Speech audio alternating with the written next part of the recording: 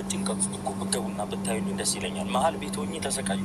ሰላም ጤና ይስጥልኝ። ወደ የተከበራችሁ ቤተሰቦች እንዴት ናችሁ? ደህና ናችሁ? እኔ ያለው እግዚአብሔር ይመስገን። እንግዲህ እንደምታዩት አቤልም ባለፈው ጠርጥሬ ነበር ማለት ነው። አቤል የሆነ ነገር አለበት ወይ የአብርሽ ላይ እጁ አለበት ብዬ ነበርና እንግዲህ አቤል ላይስ ማን አደረገበት? የአብርሽ እጣ የደረሰው ይመስላል ሲያዩት። ምክንያቱም እሱም ልክ እንደሱ መፍዘዝ አምጥቷል። ያለቅሳል፣ ሲጠየቅ አይመልስም።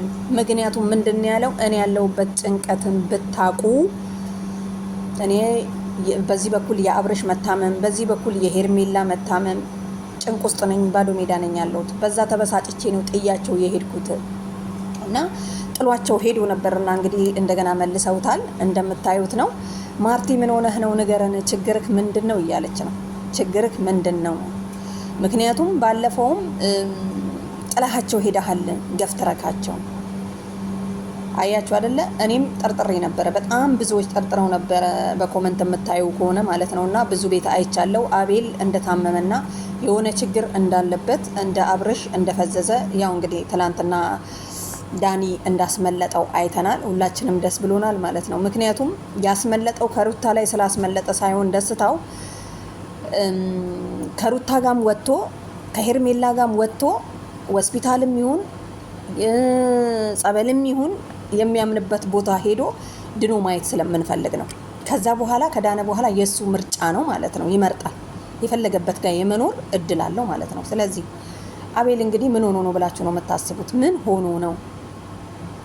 እንደምታዩት እንግዲህ ሚካያስና ማርቲ ቢለምኑትም ሊናገር አልቻለም። ጭራሽ ያስለቅሰዋል።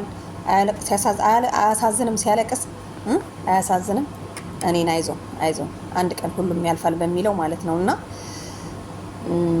እንደ መሰለኝ አብርሽ ጓዴ ሄደብኝ ብሎ ነው መሰለኝ የሚያለቅሰው፣ ቆጭቶት ጸጽቶት ምናምን ነገር። ለምን እንትና ማነበረ ዳኒ ይዞት ሄደ ብሎ እና ቤተሰብ፣ ለማንኛውም ሁሉም ያስኬዳል። ጥሩ ነው። ለምኖታል፣ ተናገር አለው፣ ያላለው ነገር የለምና እምቢ ብሏል። ምን ሆኖ ነው ብላችሁ ነው የምታስቡት? ጭንቀት ውስጥ ስላለ የሄርሜላና የአብርሽ በሽታ ወይም ደግሞ ህመም ወይም መፍዘዝ የአብርሽ አሳስቦት አይመስለኝም። እሱ ራሱ ጤነኛ አይደለም።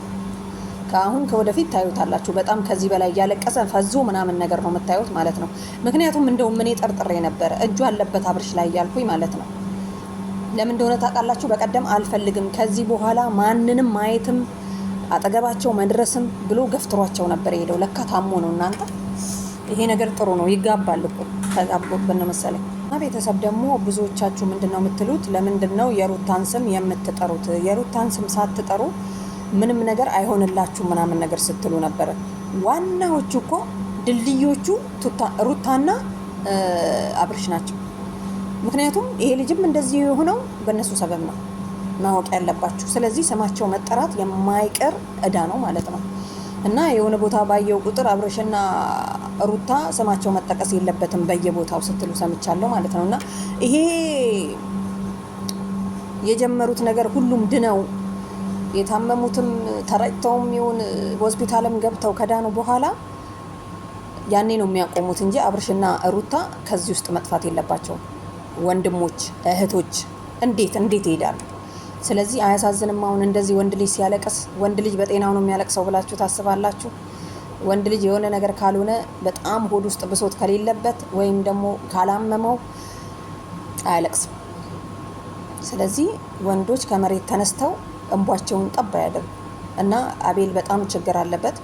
አሁን አብርሽን ብቻ ሳይሆን መከታተል ያለባችሁ አቤልን መከታተል አለበት ማለት ነው።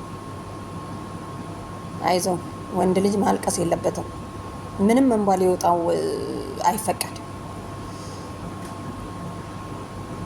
እና ለመነችው፣ ማርቲ ለመነችው።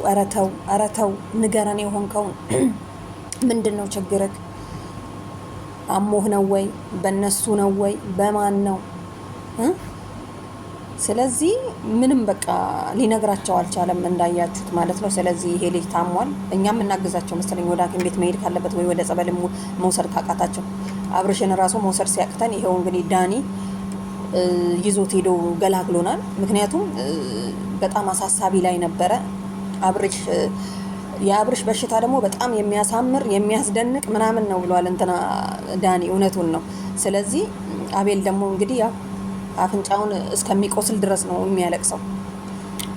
እና ቤተሰብ ለማንኛውም እንግዲህ ያው አቤልን በጊዜ እንደ አብርሽ ሳይበዛበት እንደ አብርሽ ሳይፈዝ ሳይደክም ቶሎ በጊዜ የሚሄድበት ቦታ መውሰድ አለባችሁ፣ አጠገቡ ቅርብ ያላችሁ ማለት ነው። አሁን እዚህ ጋር የምታወሪው ማርቲና ሚኪያስ ተባብራችሁ ይሄ ልጅ እምቢ ብሏችሁ ጥሏችሁ ሲሄድ ዝም ብላችሁ ከማየት ይዛችሁ በጊዜ ማስገባት አለባችሁ።